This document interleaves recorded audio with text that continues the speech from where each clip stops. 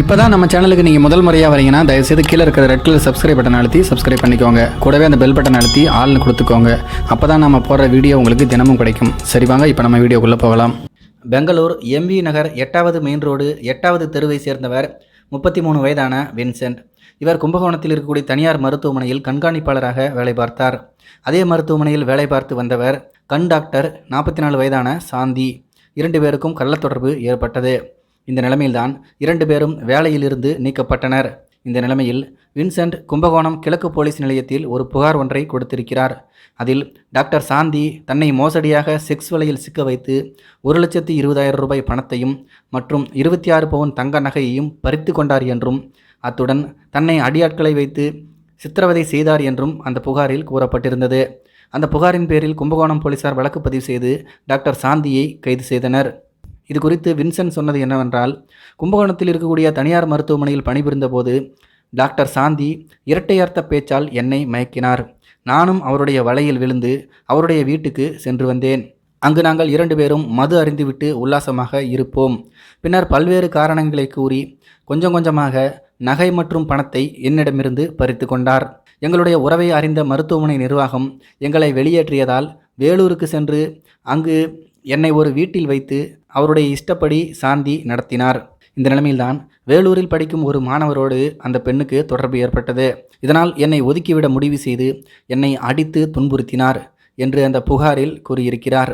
மேலும் திருச்சியை சேர்ந்தவர் சாந்தி. இவருடைய தந்தை தியாகராஜன் பிரபலமான டாக்டர். வின்சென்ட்டையும் சேர்த்து மொத்தம் 5 பேரை சாந்தி கல்யாணம் செய்துள்ளது விசாரணையில் தெரிய வந்திருக்கிறது.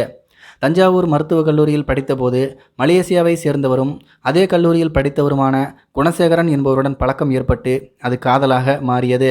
பின்னர் 2 பேரும் திருமணமும் செய்து கொண்டனர். அவர்களுக்கு 14 வயதில் ஒரு மகனும் இருக்கிறான். ஆரம்பத்தில் டாக்டர் சாந்தி திருச்சி KK நகரில் கண் மருத்துவமனை நடத்தி வந்தார். இந்த நிலைமையில்தான் டாக்டர் குணசேகரனுக்கும் சாந்திக்கும் கருத்து வேறுபாடு ஏற்பட்டது. இதன் காரணமாக குணசேகரன் மலேசியாவுக்கு சென்று விட்டார். இதனையடுத்து திருச்சியை சேர்ந்த டாக்டர் சுபாஷ் சந்திரபோஸுடன் சாந்திக்கு காதல் ஏற்பட்டது. அந்த காதல் 2001 முதல் 2005 வரை நீடித்தது. பின்னர் அவரையும் கலற்றிவிட்டு தன்னுடன் மருத்துவக் கல்லூரியில் படித்த கும்பகோணத்தை சேர்ந்த டாக்டர் பாலமுருகனை காதலித்து 2 பேரும் கணவன் மனைவியாக வாழ்ந்தனர். அப்போது கும்பகோணம் ஸ்டேட் பேங்க் காலனியில் வீடு எடுத்து டாக்டர் சாந்தி தங்கினார். சில நாட்களில் பாலமுருகனுக்கும் சாந்திக்கும் இடையே பிரச்சனை ஏற்பட்டு அவர்கள் பிரிந்துவிட்டனர். இந்த பிரச்சனைக்கு பிறகு பெங்களூரை சேர்ந்த ஆணி என்கிற டாக்டருடன் பழக்கம் ஏற்பட்டிருந்த நிலைமையில் வின்சென்ட்டை 5வது காதலராக வலையில் சிக்க வைத்துள்ளார். டாக்டர் சாந்தியின் 2வது கணவராக இருந்தவரான டாக்டர் சுபாஷ் சந்திரபோஸ் சொல்லும்போது, என்னுடன் டாக்டர் சாந்தி சுமார் 5 ஆண்டுகள் பழகி என்னிடம் பணத்தை ஏமாற்றியதோடு என்னையும் போலீஸில் சிக்க வைத்து விட்டார். ஒவ்வொரு இடத்திலும் ஒவ்வொரு பிரச்சனையை உண்டாக்குவதுதான் சாந்தியினுடைய வேலை. அவருடைய செக்ஸ் டார்ச்சர் வெளி உலகத்துக்கு தெரிந்தால்தான் அப்பாவிகளுக்கு நல்லது என்று சொல்லியிருக்கிறார். இந்த டாக்டர் பயங்கரமான ஆளாக இருப்பாங்க போல இருக்கே.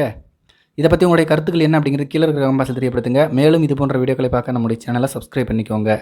நன்றி, வணக்கம்.